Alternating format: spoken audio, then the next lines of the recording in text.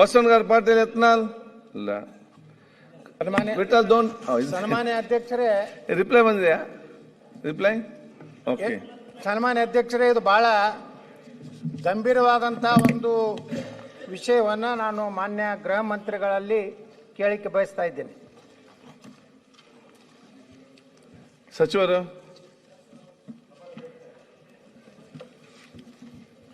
ಮಾನ್ಯ ಶಾಸಕರು ಅಕ್ರಮವಾಗಿ ಬಾಂಗ್ಲಾದೇಶದವರಿದ್ದಾರೆ, ಅವರಿಗೆ BPL, ಆಧಾರ್ ಕಾರ್ಡು, ಇನ್ನಿತರ ಸೌಲಭ್ಯಗಳೆಲ್ಲ ಕೊಟ್ಟಿದ್ದಾರೆ. ಇದರಿಂದ ರಾಜ್ಯದ ಬಡ ಜನರಿಗೆ ಅನ್ಯಾಯ ಆಗ್ತಿದೆ ಅಂತ ಪ್ರಶ್ನೆ ಕೇಳಿದರು ಸಭಾಧ್ಯಕ್ಷರೇ. ಒಟ್ಟು ನಮ್ಮ ಕರ್ನಾಟಕದಲ್ಲಿ 370 ಜನ ಅಕ್ರಮ ಬಾಂಗ್ಲಾ ವಲಸಿಗರಿದ್ದಾರೆ ಸಭಾಧ್ಯಕ್ಷರೇ ಇದ್ದರು. ಅದರಲ್ಲಿ 213 ಜನ ಗಡೀಪಾರಾಗಿದೆ. 157 ಜನರ ಮೇಲೆ ಈಗ ಕ್ರಮ ತಗೊಳ್ತಾ ಇದ್ದೀವಿ. ಇದರಲ್ಲಿ ಕೆಲವು ಸದರಿ ಅಕ್ರಮ ಬಾಂಗ್ಲಾ ವಲಸಿಗರ ಕೆಲವರು FDC ಫಾರಿನ್ ಡಿಟೆನ್ಷನ್ ಸೆಂಟರಲ್ಲಿ ಸ್ವಲ್ಪ ಇದು ಕೇಸ್ಗಳಲ್ಲಿ ಭಾಗಿಯಾಗಿರೋದ್ರಿಂದ ಕೆಲವನ್ನ ವಾಪಸ್ ಕಳ್ಸೋಕ್ಕಾಗಿಲ್ಲ ಸಭಾಧ್ಯಕ್ಷರೇ. ಮತ್ತು ಜಿಲ್ಲಾವಾರು ಕೂಡ ಕೊಟ್ಟಿದ್ದೀವಿ. ಬೆಂಗಳೂರು ನಗರ, ಬೆಂಗಳೂರು ಜಿಲ್ಲೆ, ಚಿತ್ರದುರ್ಗ, ಒಂದು 10 ಜಿಲ್ಲೆಯಲ್ಲಿ ಈ ಬಾಂಗ್ಲಾ ವಲಸಿಗರು ಇದ್ದರು ಸಭಾಧ್ಯಕ್ಷರೇ. ಅದರಲ್ಲಿ 157 ಜನ ಬಾಕಿ ಇದ್ದಾರೆ. ಅದನ್ನು ಕೂಡ ಅವ್ರನ್ನ ಆದಷ್ಟು ಬೇಗ ವಾಪಸ್ ಕಳಿಸ್ತೀವಿ. ಮತ್ತು ಇನ್ನೊಂದು ಬಾಂಗ್ಲಾ ಹಿಂದೂ ಕಾರ್ಯಕರ್ತರಿಗೆ ಪೊಲೀಸರಿಂದ ಕಿರುಕುಳ ಆಗ್ತಿರೋ ಬಗ್ಗೆ ಯಾವುದೇ ಪ್ರಕರಣಗಳು ಇದುವರೆಗೂ ದಾಖಲಾಗಿಲ್ಲ ಸಭಾಧ್ಯಕ್ಷರೇ.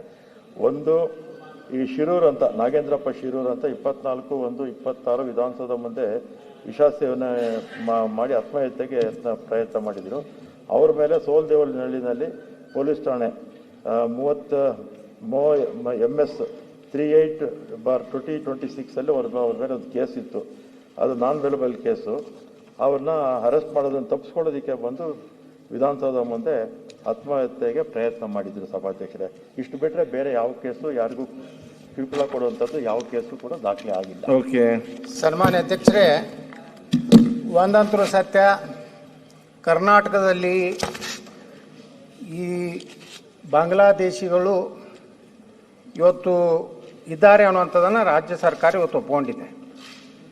ಇವತ್ತು ಸುಮಾರು 10 ಜಿಲ್ಲೆಯಲ್ಲಿ ಅವರು ಸುಮಾರು 370 ಜನ ಅಕ್ರಮವಾಗಿ ಬಾಂಗ್ಲಾದೇಶಿಯವರು ನಮ್ಮ ದೇಶದಲ್ಲಿದ್ದಾರೆ ಅನ್ನೋಂಥ ಮಾಹಿತಿಯನ್ನು ಸರ್ಕಾರ ಕೊಟ್ಟಿದೆ.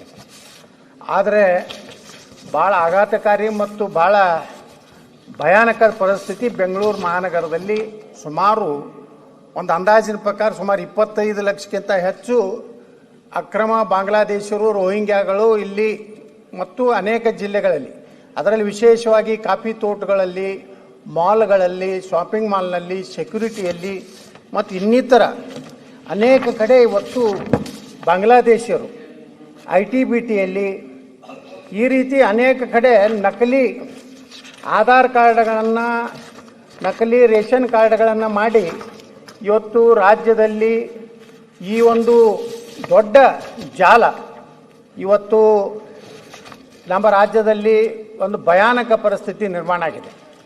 ಇದೇ ರೀತಿ ನಾವು ಸರ್ಕಾರ ಭಾಳ ಕಡಿಮೆ ಸಂಖ್ಯೆಯಲ್ಲಿ ಇವತ್ತು ಕಂಡಿರುತ್ತೆ. ಅಂದರೆ ಕರ್ನಾಟಕದ ಇಂಟೆಲಿಜೆನ್ಸ್ ಏನಿದೆ, ಪೊಲೀಸ್ ಇಂಟೆಲಿಜೆನ್ಸ್ ಸಂಪೂರ್ಣ ಫೇಲ್ಯೂರ್ ಆಗಿದೆ. ಯಾಕಂದರೆ ಇಷ್ಟು 25 ಲಕ್ಷಗಟ್ಟಲೆ ಜನ ಇದ್ದಾರೆ ಅಂದಮೇಲೆ ಇವತ್ತು ಬೆಂಗಳೂರಿನಂಥ ಊರಿನಲ್ಲಿ ದರೋಡೆ ಆಗ್ತಾಯಿದೆ. ಆ ದರೋಡೆಗಳಲ್ಲಿ ಸುಮಾರು 600 ಮೀಟ್ರು ನೆಲ ಅಡ್ಡಿ ಬಂಗಾರ ಕಳು ಮಾಡಿದಂಥ ಅನೇಕ ಪ್ರಕರಣಗಳು 2024ರಲ್ಲಿ ಸನ್ಮಾನ್ಯ ಅಧ್ಯಕ್ಷರೇ ಬೆಂಗಳೂರಿನಲ್ಲೇ ಸಹ ಇವತ್ತು ಇವತ್ತು ದರೋಡೆ. ಅದೇ ರೀತಿ ಎಲ್ಲ ಜಿಲ್ಲೆಗಳಲ್ಲಿ ಕಾಟೇದಾರ್ ಅನ್ನುವಂಥ ಏಜೆಂಟ್ರು ಬಾಂಗ್ಲಾದಿಂದ ಒಳಗೆ ಬರಲಿಕ್ಕೆ ಏನೇನು ವ್ಯವಸ್ಥೆ ಮಾಡಬೇಕು, ಈಗ ತಾವು ಅವ್ರ ನಕಲಿ ಆಧಾರ್ ಕಾರ್ಡು, ಪ್ಯಾನ್ ಕಾರ್ಡು ಮತ್ತು ರೇಷನ್ ಕಾರ್ಡ್ಗಳನ್ನು, ವೋಟರ್ ID ಸುಮಾರು 20-25 ಸಾವಿರ ರೂಪಾಯಿ ಹಣ ತಗೊಂಡು ಇಲ್ಲಿ ಕೊಡೋದ್ರಿಂದ ಇಡೀ ಕರ್ನಾಟಕದ ವಾತಾವರಣ ಪಶ್ಚಿಮ ಬಂಗಾಳದಂತೆ ಇಲ್ಲಿಯೂ ಸಹ ಒಂದಿಲ್ಲ ಒಂದು ದಿವಸ ಯಾವ ರೀತಿ ಪಶ್ಚಿಮ ಬಂಗಾಳದಲ್ಲಿ ಇವತ್ತೊಂದು ಭಯಾನಕ ಸ್ಥಿತಿ, ಹಿಂದೂಗಳ ರಕ್ಷಣೆ ಇಲ್ಲಾರ್ದಂಗಾಗಿದೆ, ಅದೇ ಪರಿಸ್ಥಿತಿ ಇವತ್ತು ಕರ್ನಾಟಕದಲ್ಲಿ ಆಗ್ತಾ ಇರೋದ್ರ ಕಾರಣ ನಾನು ಸರ್ಕಾರಕ್ಕೆ ಆಗ್ರಹ ಮಾಡ್ತೀನಿ. ಈ ಎಲ್ಲ ಯಾರ್ಯಾರು ನುಸುಳುಕೋರದಾರೆ, ಯಾರು ಬಾಂಗ್ಲಾದೇಶಿಯರಿದ್ದಾರೆ, ಯಾವ ಕಾಫಿ ಎಸ್ಟೇಟ್ನ ಆಯಾ ಜಿಲ್ಲೆಯಲ್ಲಿ ಆಯಾ ಅಧಿಕಾರಿಗಳನ್ನ ಒಂದು ವಿಶೇಷ ತಂಡ ಮಾಡಿ, ಅದಕ್ಕೆ ಆದಂಥ ತಂಡ ಮಾಡಿ ಇವರೆಲ್ಲರನ್ನೂ ಈ ದೇಶದಿಂದ ಹೊರಗೆ ದಬ್ಬುವಂತ ಕೆಲಸ ರಾಜ್ಯ Okay. ಸರ್ಕಾರ ಮಾಡಬೇಕು.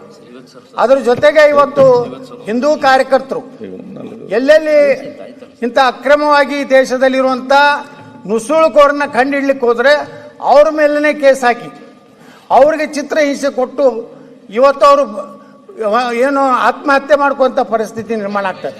ಅದಕ್ಕೆ ಸರ್ಕಾರಕ್ಕೆ ನಾನು ಆಗ್ರಹ ಮಾಡ್ತೀನಿ, ನೀವು ಇಡೀ ರಾಜ್ಯದಲ್ಲಿ ಸರ್ವೆ ಮಾಡಿ ಈ ಅಕ್ರಮ ಬಾಂಗ್ಲಾದೇಶಿಯರು ಯಾವ ರೀತಿ ಆ ಬಾಂಗ್ಲಾದಲ್ಲಿ ಇವತ್ತು ಹಿಂದೂಗಳನ್ನು ಸಜೀವವಾಗಿ ದಹನ ಮಾಡುವಂಥ ಕೆಟ್ಟ ಪರಿಸ್ಥಿತಿ ನಾವು ನೋಡ್ತಾ ಇದ್ದೀವಿ.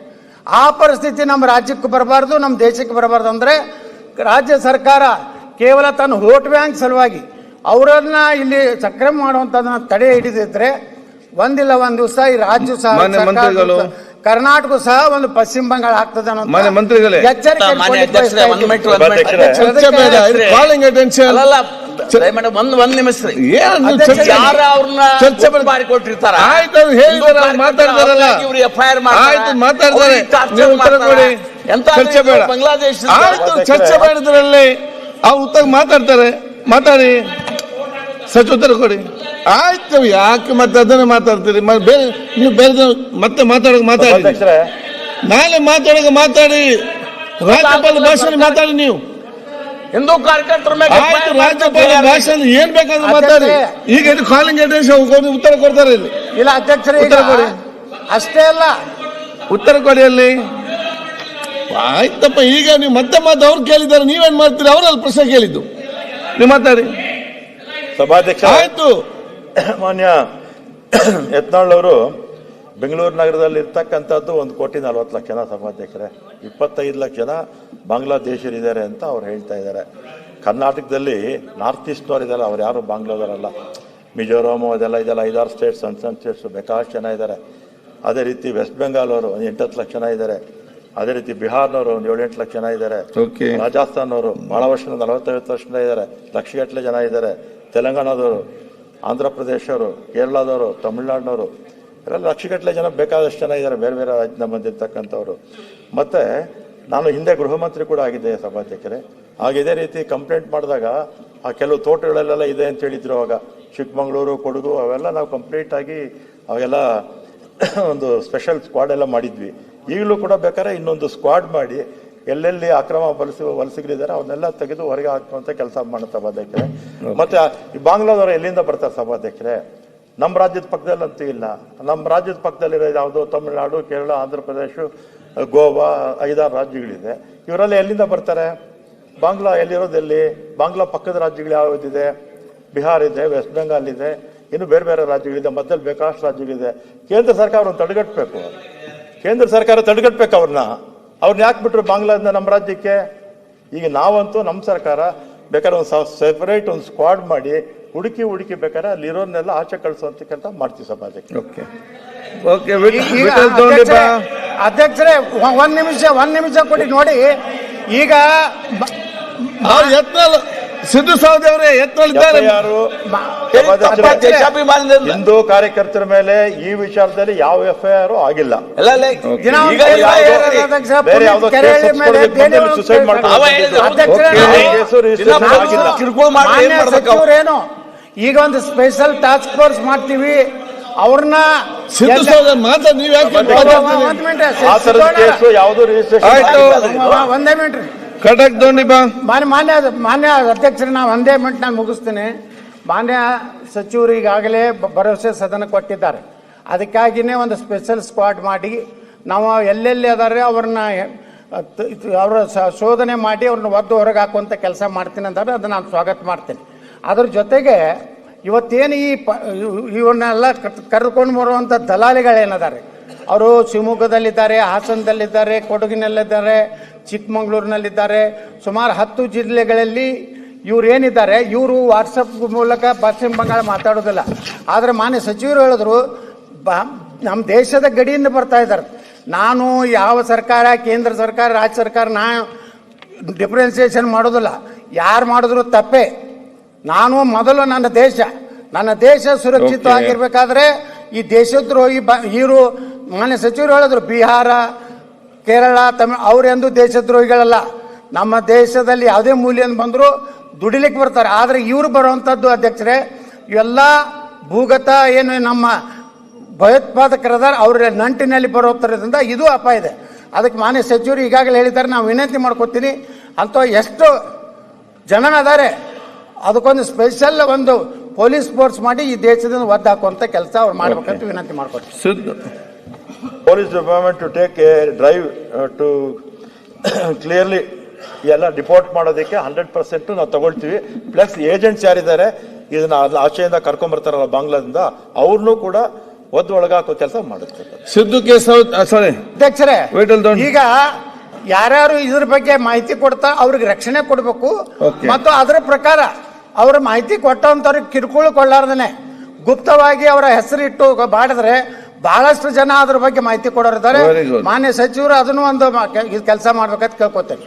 ಮಾಹಿತಿ ಕೊಡ್ಲಿ ಸಭಾಧ್ಯಕ್ಷರೇ, ಆದ್ರೆ ಕಾನೂನು ಕೈಗೆ ತಗೊಳ್ಳೋದು ಬೇಡ. ಅಷ್ಟೇ, ಕರೆಕ್ಟ್. ವಿಠಲ್ ದೋಂಡಿ ಬಾ. ಇಲ್ಲ. ಸಿದ್ದು ಸೌದಿ.